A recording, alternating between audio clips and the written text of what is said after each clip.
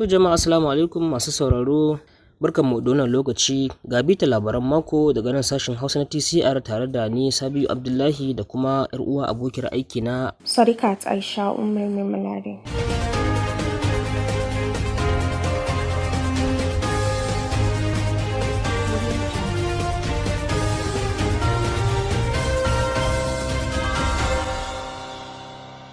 Shugaban Najeriya Bola Ahmed Tinubu ya ce zababben shugaban kasar Chadi Muhammad Deby murnar lashe zaben shugaban kasar da aka gudanar a makon da ya gabata. Cikin wata sanarwa da mai magana da yawun shugaban kasar Ajuri Ingilale ya fitar, Shugaba Tinubu ya ce nasarar gudanar da zaben da aka yi a kasar ya nuna irin kishi da al'ummar ke da ci wajen mayar da kasar kan tsarin mulkin demokradiyya.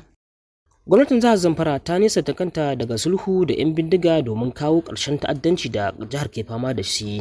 Gwamnan jihar Dauda Lawal ya sha bayyanawa a gurare daban-daban cewa gwamnatinsa ba ta da wani shiri na yin tattaunawa da 'yan bindiga a jihar. A farkon makon nan ne hukumomi a ƙasar nan suka gano haramtattun matatun man fetur guda 50 a yankin Niger Delta. A kuma wannan makon shugaba Bola Tinubu ya dakatar da harajin tsaron intanet. Kungiyar Kwadago ta gudanar da zanga-zanga a faɗin Najeriya saboda ƙarin kuɗin wutar lantarki da kuma cire tallafin da gwamnatin tarayya ta yi a ɓangaren wutar lantarkin. Hukumar NERC ta sanar da ƙarin farashin wutar lantarki ne dai ga abokan hulɗarta wato 'yan rukunin Ban A wani taron manema labarai a ranar 3 ga watan Afrilu a Abuja, inda ta bayyana cewa waɗanda abin ya shafa za su biya naira 225 a kan kowace kilowatt sama da naira 68 a kan kowace da aka sani a baya. Hukumar EFCC ta gurfanar da Emefiele kan sabunta takardun naira. Hukumar dai ta gurfanar da gudun Emefiele ne ranar Laraba bisa bayar da izinin buga sabbin takardun naira na miliyan 684.5 akan naira biliyan 18.96. An kuma zargi Emefiele da yin amfani da matsayinsa wajen amincewa da kwangilar siyan motoci 43 akan kuɗi naira biliyan 1.2 daga 2018 zuwa 2020.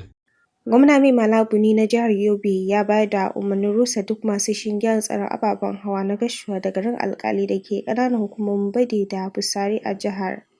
A wannan makon ne ɗan takarar shugaban ƙasa na jam'iyyar Labour a shekarar 2023 Peter Obi ya yi ganawar sirri da tsohon mataimakin shugaban ƙasa Atiku Abubakar da wasu jigajigan jam'iyyar PDP a Abuja.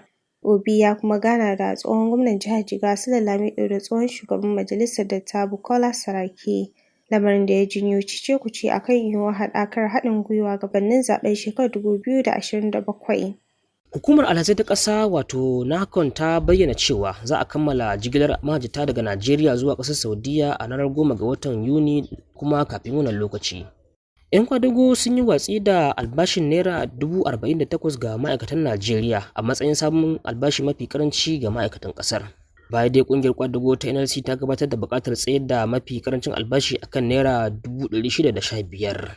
A farkon makon nan ne shugaba Bola Tinubu ya nemi hukumomi su koma amfani da motoci masu amfani da iskar gas a wani bangare na yunkurin da ƙasar ke na koma amfani da makamashi mara gurɓata muhalli tare da rage tsadar mai. A kuma makon nan ne kotu ta hana gwamnatin Kano bincikar tsohon gwamnan jihar Abdullahi Umar Ganduje. Idan ba manta ba a watan da ya gabata ne gwamnan jihar Kano Abba Kabir Yusuf ya kaddamar da kwamitocin shari'a guda biyu da suke gudanar da bincike kan almubazzaranci da dukiyar jama'a, tashe-tashen hankulan siyasa da kuma ɓacewar mutane tsakankanin shekarun 2015 zuwa shekarar 2023, duk a lokacin mulkin Ganduje wanda yanzu shine shugaban jam'iyyar APC na ƙasa. Bitar labaran makon na zuwa muku ne daga nan sashen Hausa na TCR. Za ku iya bibiyar mu akan shafinmu na Facebook, TikTok, YouTube akan TCR Hausa. Ƙungiyar ƙasashe masu arzikin man fetur ta OPEC ta ce yawan man da Najeriya ke tonowa a kowace rana ya ƙaru zuwa ganga miliyan 1.28 a kowace rana cikin watan Afrilu. A cikin wani rahoto da ƙungiyar ta fitar a ranar Talata ya nuna cewa ƙasar ta samu ƙarin kashi 4.04 cikin 100 na man fetur da ta fitar a cikin watan Afrilu, daga ganga miliyan 1.23 zuwa miliyan 1.28. Wannan ne karo na farko da aka samu ƙari a man da ƙasar ke tonowa a cikin shekarar da muke ciki. Kamfanin sufurin jiragen sama na Emirates ya bayyana cewa zai dawo da zirga-zirga zuwa Dubai daga Lagos a ƙasar nan, shekara biyu bayan dakatar da wannan jigila tasa. Cikin wata sanarwa da kamfanin mallakin ƙasar Haɗaɗɗen Daular Larabawa ta fitar, ta ce zai fara jigilar fasinja tsakanin ƙasashen biyu sau ɗaya a kowace rana daga ranar 1 ga watan Oktoba. A kuma makon nan ne shugaba Bola Tinubu ya gana da sabon shugaban Senegal Bassirou Diomaye Faye a ziyarar farko da sabon shugaban ƙasar ya kawo ƙasar nan. A ranar 2 ga watan Afrilun wannan shekarar ne aka rantsar da Bassirou Diomaye Faye a matsayin zaɓaɓɓen shugaban ƙasa mafi ƙarancin shekaru a Afirka bayan nasarar da ya yi a zaɓen ƙasar da aka gudanar. A kuma makon nan ne aka kashe wani matashi mai suna Suleiman Shaibu Fagarau da ke sana'ar wanke hula saboda ɓacewar wasu huluna guda biyu a jihar Bauchi. Gwamnatin tarayya ta sanar da buɗe shafin neman lamunin karatu na ɗalibai a ranar 24 ga watan Mayun shekarar 2024. Sanarwar ta fito ne a cikin wata sanarwa da kakakin ƙungiyar NETFOD, Nasir Ayo Togo ya fitar. A kuma makon nan ne wata babbar kotun tarayya Abuja babban birnin ƙasar nan ta yi watsi da buƙatar bayar da belin jami'in kamfanin kuɗin crypto na Binance, Tigran Gambaryan, wanda ya shafe fiye da kwanaki 40 a tsare a gidan yari na Kuje da ke birnin tarayya. Hukumar EFCC ta ce ta gurfanar da jami'in tare da abokin aikinsa Nadeem Anjarwalla da kuma kamfanin Binance a gaban kotu bisa zarge-zarge 5 masu alaƙa da almundahanar kuɗi da ya kai kimanin dala miliyan 35.4 a shafin kamfanin. A makon nan ne rukunin farko na maniyyatan ƙasar nan suka tashi zuwa Saudiya domin fara ibadar aikin hajjin bana. Tawagar farko ta tashi ne daga filin jirgin sama na Ahmadu Bello da ke birnin Kebbi da ke arewacin ƙasar nan. Gabanin fara jigilar maniyyatan sai da hukumar ta gudanar da wani ƙwarya-ƙwaryar bikin ƙaddamar da jigilar maniyyata. Cikin waɗanda suka halarci bikin ƙaddamarwa har da mataimakin shugaban ƙasa Kashim Shettima. A makon nan ne Majalisar Dattijan ƙasar nan ke son baiwa ƙananan hukumomi 'yancin kansu, inda ta nemi shugaba Tinubu ya shige gaba domin nemawa ƙananan hukumomi 'yanci a wajen jihohi, wanda suka ce hakan zai iya magance matsalar tsaro da ake fama da ita da tururuwa da mutane ke yi zuwa birane da kuma rashin aikin yi. Rundunar 'yan sandan jihar Kano ta ce adadin mutanen da suka mutu a harin da wani matashi ya kai wa masallata a wani masallaci a Kano ya kai mutum 11. An yi zargin cewa matashin ya watsa fetur a masallacin tare da cinna wuta ne, sannan kuma ya kulle kofar masallacin tare da mutum kusan 40 a ciki.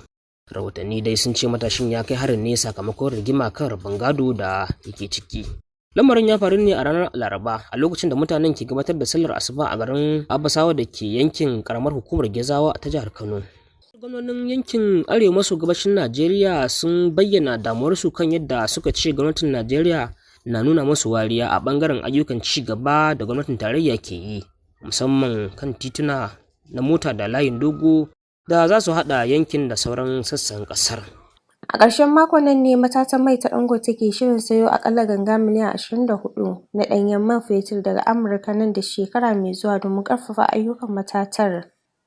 A kuma ƙarshen makon nan ne kwamitin malaman musulunci na ƙasar nan ya goyi bayan auren marayu 100 da kakakin majalisar dokokin jihar Neja ya ƙudiri aniyar ɗaukar nauyi. A kuma ƙarshen makon nan ne ƙungiyar kishin ƙabilar Yarbawa zalla ta Afenifere ta buƙaci shugaba Bola Ahmed Tinubu da ya yi amfani da ikonsa ya bayar da umarnin kafa rundunar 'yan sandan jihohi ta ƙananan hukumomi.